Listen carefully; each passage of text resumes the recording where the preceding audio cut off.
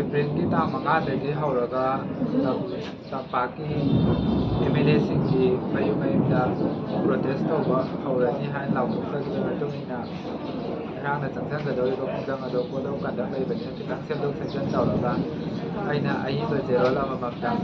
MLA सिंगदुगी मफमदा सिनजगेना नहान सापम कुजगेश्वरगिदा तौजरे अदुगा ngaraंगना अखोइगी ओजाबी मोलगिदम तौरे अदुगा कांग्रेस की शर्मिका चंद्रदसु opposition की दसु तौबा हौदे अदु ngasiसे कनो उरिपोक कॉन्स्टिट्यूएंसी की अखोइ MLA साइरबु अनिगिदा चंगागा पिसन जरामाबा मतुंग कनो भारतीय जनता पार्टी की ऑफिस दा लागा अखोइगी कनो पार्टी की प्रेसिडेंट अइबजी अमतंग पिसन जगेना लापने अदु ngaraंगसु आइगी सपोर्टर सिंग थारगा अपॉइंटमेंट सु लौनाग्रबने ngasiदो उननाबा हाइना अदुबु अइजे हक्चांग नुंगाइरक्तबना मरम ओइरकांदा अइ मेडिकल टीम अमगा लोइनरगा BJP की ऑफिस तमना चले अदुबु अइ लापा उबदगी BJP की ऑफिस की गेट तो थोक लोंजंखिबगा लोइनना मफम अदुदा लेरंबा अखोइ इम्फाल PS की पुलिस टीम अमना मफमदुदा इजे कुमंगपा यारोय हाइबगा लोइनना गाड़ीदो मोइना अदुम मफम अतैदा खांबा यारोय हाइरपगा लोइनना अइजे BJP ऑफिस की अकोइबदा हाइबा तारे अइगी गाड़ी park तौनबगी मफम पिबिरक्तबगा लोइनना कंगलापात purring फावबा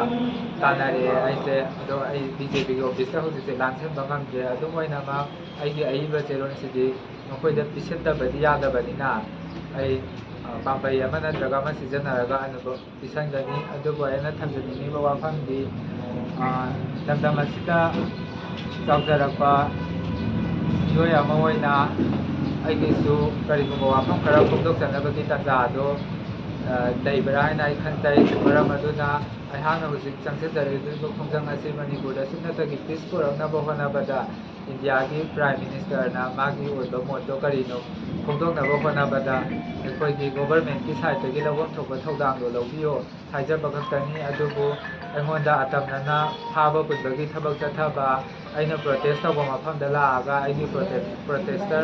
अइगी support तौबिरिबसिंगदा protest असिबु support तौबिरिबा इचिलिनाउसिंगदा की खम पीबा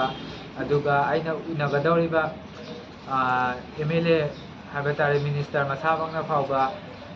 भोट लोइरगा लाओ हाइबा सिगुम्बा वाहै वाता मयाम अमा सिजनरगा अइहाकि खोंजंगजे तोंगाबा माइकೈ अमदा पुनबा होनरकपसे अइहाक अदुगी मतिक नुंगाइजदे अइ तोंगाबा ऑर्गेनाइजेशन की इमासिंग इचिलिनाउ मयामनसु अइगी अवाटपा सपोर्ट लैरगसु कई लैगे हाइरो मतेंग पांगे हाइरकपने अदुबु अइ इतोप्ता चंगसिनजगे कनामतगी मतेंग लौखिरोय हाइदुना अइ ngasiफाव मतेंग लौरक्तबनी अदुबु हुजिक लैरिबा BJP गवर्नमेंट असिना अतमनना अइगी इथक्ता अइना नुंगाइरोइदबा थबक थौरम मयाम अमा प्रजा मियामना नुंगाइरोइदबा थबक थौरम मयाम अमा चथराबनिना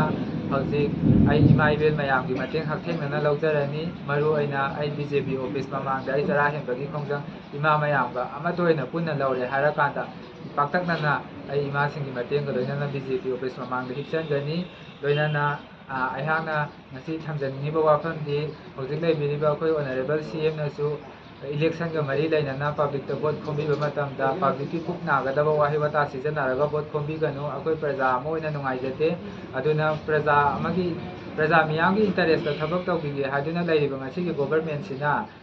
अखोइ प्रजा अमतगी वकत अमता ताबिरक्त्रबा कप्तना लाउदना लैरिबा इमा इबेन मयामगी खोलाउ मयामसे ताबिदबिदा इलेक्शन लोमदा हक्थेंगनना माइ ओनजंगिबसे सिगी मायोक्ता अइ हक्थेंगनना थबक तौबनी अदुगा आइगी इथक्ता फाबा पुनबा मोइना हुजिक पालिबा एक मयामसिगी मथक्ता अहेंबा एक मयामसु पांजरक्सनु अइ सिरसु कैसु काइदे मखोइगी अगेंस्टदि थबक तौगनी मखोइना तौरिबा थबक थौरमसिंगसे अइ हक्थेंगनना याजनिंगते हाबा वाफमसे ngasi खंजै।